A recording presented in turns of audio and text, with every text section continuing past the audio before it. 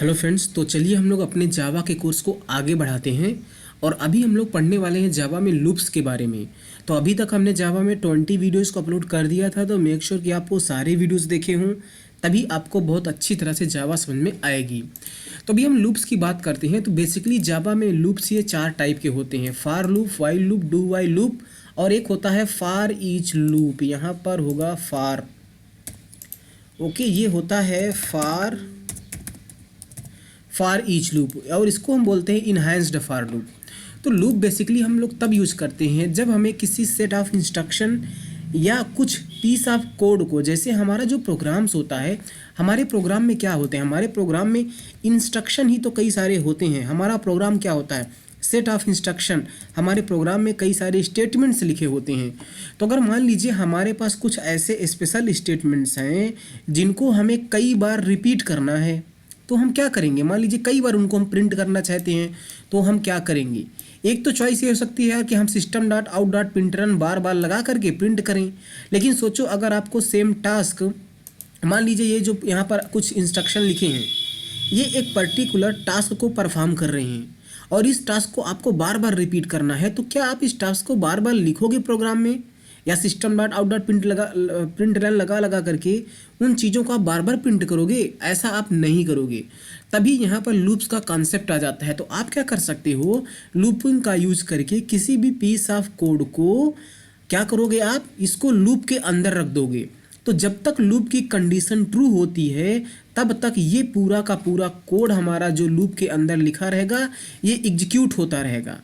Execute होगा, फिर condition check की जाएगी, क्या कंडीशन ट्रू है। अगर ट्रू है तो फिर से ये एग्जीक्यूट होगा, फिर कंडीशन चेक की जाएगी, अगर कंडीशन ट्रू है तो फिर से ये एग्जीक्यूट किया जाएगा। तो जब तक कंडीशन ट्रू रहेगी, तब तक इस पीस ऑफ कोड को हम लोग रिपीटेडली प्रिंट कर सकते हैं। और जैसे ही कंडीशन फॉल्स हो जाएगी, तब लूप के अंदर जो ये हमने कोड लिखा होगा, वो कोड एग्जीक्यूट नहीं होगा। तो यही होता है सिंपली लूप का कॉन्सेप्ट। तो हम लोग लूप क्यों यूज़ करते हैं, यहाँ पर हमने लिखा भी है। अब चलिए इसको हम लोग सिंटेक्स वाइज समझते हैं और इसको एग्जीक्यूट करके देखते हैं। लूप का यूज़ हम लोग सिर्फ और सिर्फ किसी भी चीज़ को रिपीटेडली प्रिंट करने के लिए ही नहीं करते। लूप एक्चुअली में बहुत ज़्यादा इंपॉर्टेंट कॉन्सेप्ट होता है, जिसको आपको बहुत अच्छे से समझना पड़ेगा। तो मैं यहाँ पर क्या कर लेता हूँ यार, मैं अपनी इस फाइल को ओपन कर लेता हूँ यहाँ पर नोटपैड++ में। और यहाँ पर देखिए हमने सिंपली स्कैनर क्लास को इंपोर्ट किया है। एक सिंपल सा क्लास है जिसके अंदर मेन फंक्शन है, और हमने यहाँ पर सिंपली हेलो लिखा है। अब मान लीजिए अभी मैं इस हेलो को हटा देता हूँ। सबसे पहले हम लोग फार लूप को पढ़ेंगे। हम लोग यहाँ पर पढ़ रहे हैं फार लूप को। तो सबसे पहला हम लोग इसका क्या देखते हैं, सिंटेक्स देखते हैं। तो सबसे हम लोग लिखते हैं फार, और फार लिखने के बाद हम इस फार लूप की बॉडी बना देते हैं। और अब इसके अंदर यहाँ पर जो कुछ भी हम लोग कोड लिखेंगे, वो कोड बारी बारी से हर बार रिपीट होता रहेगा, एग्जीक्यूट होता रहेगा, जब तक जो हम यहाँ पर कंडीशंस लिखते हैं वो कंडीशन ट्रू रहेगी। तो इस फार लूप के अंदर हम लोग 3 आर्गुमेंट्स लिखते हैं। पहला होता है इनिशियलाइजेशन का पार्ट, फिर लगाते हैं हम लोग सेमी कॉलन, और फिर यहाँ पर हम लोग लिखते हैं कंडीशन सेमी कॉलन। फिर हम लोग लिखते हैं यहाँ पर इंक्रीमेंट या डिक्रीमेंट ऑपरेटर, इंक्रीमेंट या डिक्रीमेंट। ओके, इस तरह से ये काम करता है। तो चलिए इसको हम लोग एग्जाम्पल से करके देखते हैं, तो अब आपको अच्छे समझ में आएगा। तो हम लोग सिंपली यहाँ पर क्या कर लेते हैं, हम लोग एक आई नाम का वेरिएबल बना लेते हैं। तो इनिशियलाइजेशन में मैं क्या कर देता हूँ कि यहाँ पर मैं आई की वैल्यू लेट से 1 स्टार्ट कर देता हूँ। तो हमने आई को यहाँ पर इनिशियलाइज कर दिया। और कंडीशन में मैं कुछ लिख देता हूँ, लेट से आई लेस देन इक्वल टू 10 लिख दिया हमने। और यहाँ पर मैं आई को इंक्रीमेंट करता हूँ। तो हमने यहाँ पर 3 चीज़ें किया, आई को इनिशियलाइज कर दिया, और कंडीशन लिख दिया कि जब तक आई की वैल्यू 10 या उससे छोटी है, और मैं आई को हर बार यहाँ पर इंक्रीमेंट करा रहा हूँ। और इसके अंदर सिंपली मैं यहाँ पर एक मैसेज प्रिंट कर देता हूँ, लेट से हेलो। या हेलो मैं प्रिंट करके यहाँ पर नहीं करता हूँ, मैं आई की वैल्यू को प्रिंट कर देता हूँ। ओके, तो क्या होगा, अब इस लूप के एग्जीक्यूशन को आपको समझना है, ये बहुत इंपॉर्टेंट बात है। तो सबसे पहले क्या होगा कि आई की वैल्यू, आई यहाँ पर वेरिएबल बनेगा, और फिर सबसे पहली बार आई की वैल्यू को 1 असाइन कर दिया जाएगा। जैसे ही आई की वैल्यू 1 हो जाएगी, तो फिर ये कंडीशन चेक की जाएगी। आई की वैल्यू 1 है, क्या 1 लेस देन इक्वल टू 10 है? हाँ, ट्रू है, ये कंडीशन ट्रू है। तब ये वाला एग्जीक्यूट हो जाएगा। और न केवल इसके अंदर हमने एक स्टेटमेंट लिखा है, हम चाहे तो और भी कई सारे स्टेटमेंट्स इसके अंदर लिख सकते हैं, जितने भी हमारे स्टेटमेंट्स हों। ओके, तो क्या होगा, जब भी ये कंडीशन ट्रू होगी तो हमारा ये वाला एग्जीक्यूट हो जाएगा। यानी आई की वैल्यू अभी क्या है, आई की वैल्यू है 1, तो यहाँ पर 1 प्रिंट हो जाएगा।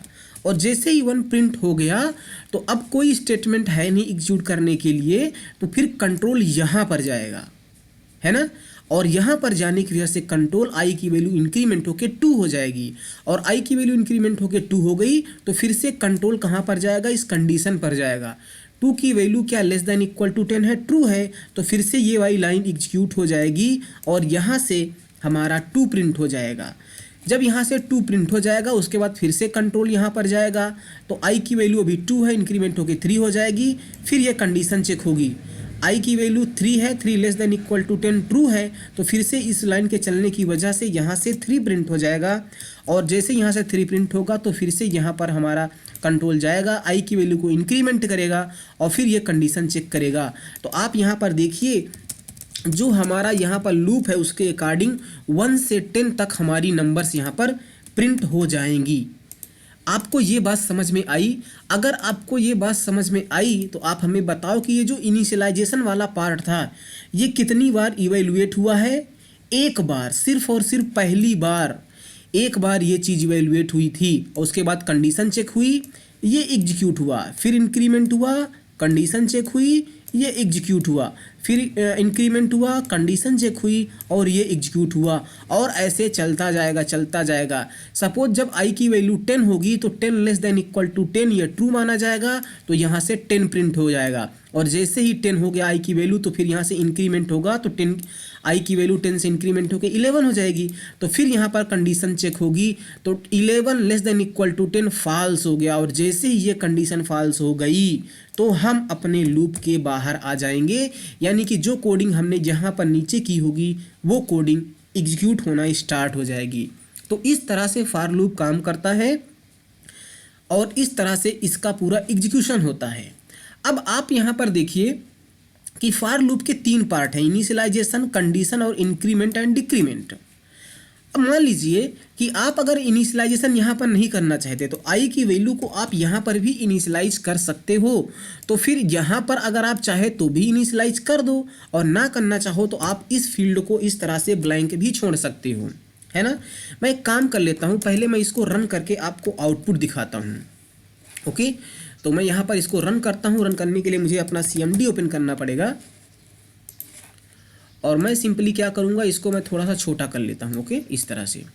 और सिंपली हम लोग क्या करेंगे, जावा सी और अपने अपने प्रोग्राम को पहले हम सबसे पहले कंपाइल कर देंगे, और कंपाइल करने के बाद हम लोग क्या करेंगे, अपने प्रोग्राम को रन कर देंगे। और रन करने के लिए सिंपली हम लोग जावा और अपने क्लास का नाम लिखेंगे। देखिए 1 से 10 तक ये नंबर हमारी यहाँ पर प्रिंट हो गई। अभी हमने बोला था अगर आप इनिशियलाइजेशन वाला पार्ट यहाँ पर भी कर दें तो भी कोई दिक्कत नहीं है, तो फिर से आप इसको ऐसे ही रहने दें, कोई दिक्कत नहीं है। आप यहाँ पर जो वैल्यू असाइन करोगे वही वैल्यू यहाँ से स्टार्ट होगा। यहाँ पर आपने आई की वैल्यू 1 रखा है और मान लीजिए यहाँ से आपने आई की वैल्यू 2 चेंज कर दिया, तो आपने आई की वैल्यू को चेंज कर दिया तो ये 2 से प्रिंट करना स्टार्ट करेगा, है ना। तो अगर आप इसको रखना चाहते हैं तो यहाँ पर 1 रहने दीजिए, लेकिन क्योंकि अगर आपने इनिशियलाइजेशन यहाँ कर दिया है तो आप यहाँ से इस फील्ड को हटा भी सकते हो। इस तरह से आप देखो, इस फील्ड को हमने हटा दिया, और जब इस फील्ड को हमने हटा दिया तो इनिशियलाइजेशन वाला पार्ट नहीं है तो कुछ नहीं होगा। वो पहली बार आई की वैल्यू 1 होगी, कंट्रोल यहाँ पर आएगा तो उसे कुछ नहीं मिलेगा, तो वो कंडीशन चेक करेगा। आई की वैल्यू 1 है, 1 लेस देन 10 है, ट्रू है, तो यहाँ से 1 प्रिंट हो जाएगा। फिर ये इंक्रीमेंट करेगा, कंडीशन चेक करेगा, प्रिंट करेगा, इंक्रीमेंट करेगा, कंडीशन चेक करेगा और प्रिंट करेगा, इस तरह से। अब दूसरा, अब मैं इसको भी एक बार रन करके दिखा देता हूँ। मैं सिंपली क्या करता हूँ, कंपाइल कर देता हूँ प्रोग्राम को, और कंपाइल के बाद मैं रन करता हूँ। देखिए 1 से 10 तक प्रिंट हो गया है। अब जो ये इंक्रीमेंट वाला पार्ट है, आप चाहें तो इस इंक्रीमेंट को यहाँ से हटा सकते हो, आप यहाँ हटा दो, और इस system dot out dot println execute करने के बाद आप आई को यहाँ भी इंक्रीमेंट कर सकते हो। ध्यान रखो, तो क्या होगा, आई की वैल्यू पहले 1 है तो ये कंडीशन चेक होगी, 1 less than equal to 10 true है तो वो 1 प्रिंट करेगा, और फिर ये वाली लाइन चलने की वजह से आई की वैल्यू इंक्रीमेंट होकर 1 से 2 हो जाएगी। फिर कंट्रोल यहाँ पर जाएगा, है ना। कंट्रोल यहाँ पर आएगा, जब कंट्रोल यहाँ पर आएगा तो कुछ भी नहीं है, तो वो कुछ भी नहीं करेगा, फिर वो सिंपली कंडीशन चेक करेगा। तो इस तरह से आप काम कर सकते हैं। तो आपने यहाँ से भी हटा दिया, इंक्रीमेंट वाले पार्ट को भी आपने हटा दिया। फिर से अपने प्रोग्राम को रन कर दूं, नहीं तो लेट से मैं यहाँ पर ना इस बार इसको 10 की जगह पर 11 कर देता हूँ, तो 1 से 11 तक प्रिंट करेगा। और फिर से अगर मैं अपने इस प्रोग्राम को कंपाइल कर दूं और कंपाइल करने के बाद मैं इसको रन कर दूं, तो 1 से 11 तक की सारी नंबर्स यहाँ पर प्रिंट हो गई हैं। आप चाहें तो इस कंडीशन को भी यहाँ से हटा सकते हैं। सपोज अगर आपने इस कंडीशन को हटा दिया तो क्या होगा, तब बताइए हम लूप के बाहर कब आते। हम लूप के बाहर तब आते जब जो कंडीशन हमने यहाँ पर लिखी थी ये कंडीशन फॉल्स हो रही थी, है ना। ये कंडीशन जब फॉल्स हो जाएगी तभी तो हम लूप के बाहर आ रहे थे। और जब अगर हमने कंडीशन ही यहाँ से हटा दिया, तो ये कंडीशन हमने जब हटा दिया तो ये कंडीशन कभी भी चेक नहीं होगी, तो ये हमेशा हमेशा के लिए ट्रू माना जाएगा। और अगर ये हमेशा हमेशा के लिए ट्रू माना जाएगा तो ये प्रोग्राम हमारा जो ये लूप है ये एक इनफाइनाइट लूप बन जाएगा। क्या बन जाएगा, इनफाइनाइट लूप बन जाएगा। और उस केस में ये वाली लाइन, ये दोनों लाइन एग्जीक्यूट होती रहेगी इनफाइनाइट नंबर ऑफ टाइम तक। तो आई की वैल्यू प्रिंट होगा, आई बढ़ जाएगा, फिर कुछ यहाँ पर है ही नहीं कंडीशन वगैरह, तो फिर से वो एग्जीक्यूट करता रहेगा, आई की वैल्यू को बढ़ाएगा, फिर एग्जीक्यूट करेगा, फिर आई की वैल्यू को बढ़ाएगा। तो अगर मैं इस टाइम पर प्रोग्राम को रन कर दूं तो ये हमारा एक इनफाइनाइट लूप है, इनफाइनाइट लूप जो क्या करेगा, सिंपली नंबर्स को प्रिंट करता जाएगा और बहुत फास्ट प्रिंट करेगा। आप देखना, ये देखो कितना जल्दी जल्दी नंबर को प्रिंट कर रहा है। मैं कंट्रोल सी दबा करके बाहर आ जाता हूँ और यहाँ पर देखिए कितनी कम टाइम में इतनी सारी नंबर्स को प्रिंट कर दिया है। आप देख लो ये कितना प्रिंट किया। मैं आपको यहाँ पर ऊपर ले चलता हूँ और आप देखिए यहाँ पर हमारे प्रोग्राम को, ये 1 से स्टार्ट किया था ना, कहाँ गया, हाँ यहाँ से है। 1 से स्टार्ट करके ये प्रिंट करता जा रहा है, करता जा रहा है, करता है, कितना नीचे तक ले गया था आपको, है ना। मैं यहाँ पर CLS कर देता हूँ, हमारा सब कुछ क्लियर हो जाए। तो इस तरह से आप फार लूप को एज अ इनफाइनाइट लूप भी यूज कर सकते हो। अब ये इनफाइनाइट लूप है, तो इनफाइनाइट लूप को हम लोग ब्रेक किस तरह से करेंगे, उसके लिए कुछ अलग चीज़ें होती हैं जिनको अपने अगले वीडियो में देखेंगे। तो फार लूप इस तरह से काम करता है। ओके, अब आई होप कि आपको इस फार लूप के बारे में समझ में आ गया। तो मैं इसको कमेंट में कर देता हूँ। तो जब आपको कई सारी लाइन को कमेंट में करना हो तो इस ये वाला स्लैश लगाइए आप और स्टार लगाइए और स्लैश से स्टार स्लैश लगा के इंड कर दीजिए। तो ये सारी चीज़ें कमेंट में हो गई हैं। तो ये होता था फार लूप। अब हम वाइल लूप को समझते हैं। वाइल लूप क्या होता है, फार लूप की तरह होता है। हम लोग यहाँ पर क्या लिखते हैं, वाइल लिखते हैं, कंडीशन लिखते हैं और इस तरह से हम लोग इसकी बॉडी बना देते हैं। अब बताइए यहाँ पर सिर्फ कंडीशन है तो डेफिनेटली इनिशियलाइजेशन और इंक्रीमेंट वाला पार्ट हमें अलग से करना पड़ेगा। तो आई की वैल्यू तो हमने इनिशियलाइज कर दी है, तो मैं एक काम कर देता हूँ, मैं इसी को कॉपी कर लेता हूँ सिंपली और यहाँ पर मैं प्रिंट कर देता हूँ और यहाँ पर कंडीशन मैं लिख देता हूँ आई लेस देन इक्वल टू 10। तो ये क्या करता रहेगा, आई की वैल्यू को प्रिंट करता रहेगा। लेकिन बताओ इंक्रीमेंट हमने तो अभी किया नहीं, तो वो आई की वैल्यू को कभी भी इंक्रीमेंट नहीं करेगा। तो आई की वैल्यू 1 है तो वो 1 ही रहेगी, इसलिए ये कंडीशन हमेशा हमेशा के लिए ट्रू रहेगी। तो यहाँ से 1 बारी बारी से वो प्रिंट होता ही जाएगा, क्योंकि हमने इंक्रीमेंट वाला पार्ट अभी यहाँ पर मिस किया हुआ है। तो आई की वैल्यू हमेशा के लिए 1 रहने वाली है और 1 तो हमेशा ही 10 से छोटा होगा ना, तो ये कंडीशन हमेशा ट्रू होने वाली है। तो इस टाइम पर भी ये लूप एक इनफाइनाइट लूप है। और अगर हम इनफाइनाइट लूप इसे नहीं बनाना चाहते तो इस system.out.println के नीचे हमें इंक्रीमेंट वाला पार्ट लिखना पड़ेगा। तो आई की वैल्यू प्रिंट होगी, फिर इंक्रीमेंट हो जाएगी, फिर ये कंडीशन चेक होगी, फिर आई की वैल्यू प्रिंट होगी, इंक्रीमेंट होगी, फिर ये कंडीशन चेक होगी, है ना। तो ये इस तरह से ये वाला लूप भी हमारी 10 नंबर को 1 से लेके 10 तक की नंबर को क्या करेगा। यार हमने कंपाइल कोड को नहीं किया, मैं इसको कंपाइल नहीं किया था हमने, तो पहले मुझे कंपाइल करेंगे। कंपाइल करने के बाद जो हमने चेंज किया वो रिफ्लेक्ट होगा और उसके बाद हम लोग रन कर देंगे। तो 1 से 10 तक देखिए हमारी सारी नंबर्स प्रिंट हो चुकी हैं, है ना। अब अगर आप इस वाइल लूप को सोचो, अगर आप इस वाइल लूप को इनफाइनाइट लूप बनाना चाहते हो तो आपको लग रहा होगा कि आप यहाँ पर कुछ भी ना लिखो, है ना। आपको ऐसा लग सकता है ना कि हम यहाँ कुछ भी ना लिखें तो ये हमारा वाइल इनफाइनाइट लूप बन जाएगा, जैसे फार के केस में था। तो चलिए मैं इसको एक बार कंपाइल करता हूँ। तो यहाँ पर देखिए एरर आ गई है और यहाँ पर एरर क्या है, इल्लीगल स्टार्ट ऑफ एक्सप्रेशन। तो जैसे हम लोग यहाँ पर फार लूप में कंडीशन वाले को छोड़ करके हम लोग छोड़ देते थे तो ये इनफाइनाइट लूप बन जाता था, हम लोग वाइल में ऐसा नहीं कर सकते। और अगर आपने सी लैंग्वेज में पढ़ा है तो हम यहाँ पर कुछ कांस्टेंट लिख दिया करते थे जैसे 1, तो सी या सी प्लस प्लस में ये इनफाइनाइट लूप बन जाता था, है ना। और फिर से अगर मैं इसको कंपाइल करूँ तो फिर से वो एरर बता रहा है यहाँ पर देखिए। तो यहाँ पर ना हमेशा जो कंडीशन लिखते हैं उसका इवेल्युएशन ट्रू या फॉल्स में आना चाहिए। तो वन को हम वन तो एक इंटीजर है, ये बुलियन वैल्यू थोड़ी ना है, यहाँ पर हमेशा ट्रू या फॉल्स आना चाहिए। तो अगर हम इस वाइल को इनफाइनाइट बनाना चाहते हैं तो हम लोग यहाँ पर बुलियन वैल्यू ट्रू लिख सकते हैं। अब क्योंकि ये ट्रू है और हम लोग यहाँ से आई की वैल्यू प्रिंट कर रहे हैं तो आई की वैल्यू अभी 1 है तो 1 प्रिंट होगा, फिर आई की वैल्यू बढ़ जाएगी, फिर बढ़ने के बाद ये तो हमेशा ही ट्रू रहेगा तो फिर 2 प्रिंट होगा, फिर आई की वैल्यू बढ़ेगी, उसके बाद फिर प्रिंट होगा, अगेन आई की वैल्यू बढ़ेगी, अगेन आई की वैल्यू प्रिंट होगी। और इसी तरह से ये हम लोग इस वाइल लूप को इस तरह से हम लोग इनफाइनाइट लूप बना सकते हैं। अब इनफाइनाइट लूप को किस तरह से ब्रेक करते हैं उसको हम लोग आगे सीखेंगे जब हम लोग ब्रेक कीवर्ड के बारे में सीखेंगे। तो फिलहाल अगर मैं इस प्रोग्राम को इस टाइम पर कंपाइल करूं तो अब हमारे प्रोग्राम में देखिए कोई एरर नहीं है। और अगर मैं इस प्रोग्राम को रन कर दूं तो ये एक इनफाइनाइट लूप है और ये हमेशा देखिए नंबर्स को प्रिंट करता जाएगा। मैं कंट्रोल सी दबा करके बाहर आ जाता हूं। तो इस तरह से हम लोगों ने क्या किया, वाइल लूप को भी इनफाइनाइट लूप में कन्वर्ट कर दिया। अब हम लोग इनफाइनाइट लूप को भी यहाँ पर कमेंट कर देते हैं और उसके आगे हम लोग समझते हैं डू वाइल लूप। तो डू वाइल लूप का सिंटेक्स क्या होता था, हम लोग लिखते थे डू और इस तरह से लगाते थे यहाँ पर सेमी कॉलन और वाइल लूप यहाँ पर हम लोग क्या लिखते हैं, कंडीशन। हम लोग यहाँ पर कंडीशन लिखते हैं। तो ये होता है सिंटेक्स हमारा डू वाइल लूप का। तो इसमें देखिए कंडीशन हम लोग यहाँ पर लिख रहे हैं और ये सिंटेक्स है।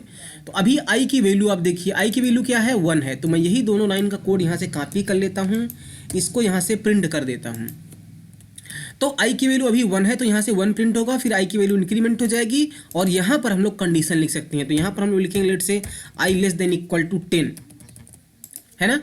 तो जब ये आई की वैल्यू पहले 1 प्रिंट होगी, फिर आई की वैल्यू इंक्रीमेंट होगी 2 हो जाएगी, तो फिर ये चेक होगा 2 लेस देन 10, है ना, सही है। तो फिर यहाँ से 2 प्रिंट होगा, फिर 3 हो जाएगा, इसी तरह से प्रिंट होता जाएगा ये। और कहाँ तक प्रिंट होगा बताइए, ये पहले 2 को जब आई की वैल्यू यहाँ से मान लीजिए 9 होगी, ये 9 को प्रिंट करेगा, फिर इनकी 10 हो जाएगी तो 10 लेस देन 10 ये यहाँ से प्रिंट हो जाएगा। और फिर जब आई की वैल्यू 11 हो जाएगी तो 11 लेस देन 10 ये फॉल्स हो जाएगा, तो हमारा लूप क्या होगा, इंड हो जाएगा, है ना। मैं इसको 10 नहीं रखता हूँ, 11 कर लेता हूँ लेट से। तो ये 11 टाइम्स तक क्या करेगा, हम इसको कंपाइल कर देते हैं और कंपाइल करने के बाद सिंपली रन कर देते हैं। देखिए 1 से 11 तक हमारे नंबर्स यहाँ पर प्रिंट हो गई हैं। और अगेन अगर अब आपको इसको इनफाइनाइट लूप बनाना है तो आप यहाँ पर भी क्या लिख दीजिए, बूलियन वैल्यू इस तरह से ट्रू लिख दीजिए, तो ये एक इनफाइनाइट लूप बन जाएगा। समझ में बात आई, है ना। तो मैं इसको कंपाइल करता हूँ और कंपाइल करने के बाद मैं रन कर देता हूँ। देखिए वैल्यू प्रिंट करता रहेगा जब तक मैं इस प्रोग्राम को स्टॉप नहीं करूँगा। मैं कंट्रोल सी प्रेस करके प्रोग्राम को स्टॉप कर सकता हूँ। तो इस तरह से होता है सब कुछ। समझ में आता आपको आई। तो आप यहाँ पर देखिए हम लोग फार और वाइल के केस में कंडीशन यहाँ पर लिखते थे। तो इसमें क्या होता है कि जब जो हमने लूप के अंदर कोड लिखा है, चाहे ये हो या ये हो, ये एग्जीक्यूट होने से पहले कम से कम एक बार तो कंडीशन चेक ही की जाती है। यानी कि अगर लूप जैसे स्टार्ट हुआ पहली बार में ही अगर कंडीशन फॉल्स हो गई तो इसके अंदर जो लूप के अंदर हमने कोड लिखा है वो एक बार भी नहीं चलेगा। लेकिन डू वाइल के केस में आप समझिए कि कंडीशन हम लोग यहाँ पर लिखते हैं, बाद में लिखते हैं। यहाँ पर हम लोग लिखते हैं आई लेस देन इक्वल टू 10। तो पहली बार एक बार तो जो इस डू के अंदर डू की बॉडी में हमने कोड लिखा है, एक बार तो वो कोड एग्जीक्यूट होने ही वाला है और उसके बाद यहाँ पर कंडीशन चेक हो रही है ना। अगर मैं देखिए यहाँ पर लिख देता हूँ आई लेस देन इक्वल टू 0, आई की वैल्यू अभी क्या है 1 है और ये कंडीशन क्या है 1 is less than equal to 0, ये तो फॉल्स है ना। अब फॉल्स भले है, पहली बार में ये कंडीशन फॉल्स है, लेकिन ये वाला कोड तो एक बार तो चलेगा ही चलेगा। तो मैं इसको कंपाइल करता हूँ और कंपाइल करने के बाद मैं रन कर देता हूँ। देखिए यहाँ पर 1 प्रिंट हो गया है। तो डू वाइल के केस में एक बार कम से कम लूप का जो कोड होता है वो एग्जीक्यूट होगा। तो फार और वाइल जो हैं वो एंट्री टाइम पर कंडीशन को चेक करते हैं, लेकिन जो डू वाइल है वो एग्जिट टाइम पर कंडीशन को चेक करता है। तो आपसे ये क्वेश्चन पूछा जा सकता है इंटरव्यूज़ में कि फार वाइल जो लूप है या डू वाइल में क्या डिफरेंस है, तो ये आपको पता होना चाहिए। तो इस तरह से हमने लूप के बारे में सब कुछ सीख लिया है। और ओके, तो जावा में लूप 4 प्रकार के होते हैं। एक लूप और होता है जिसको हम बोलते हैं फार ईच लूप या इनहैंस्ड फार लूप, जिसको हम जब अरे पढ़ लेंगे तब वहाँ पर सीखेंगे। तो आई होप कि आपको ये लूपिंग का कॉन्सेप्ट समझ में आया होगा। Thank you.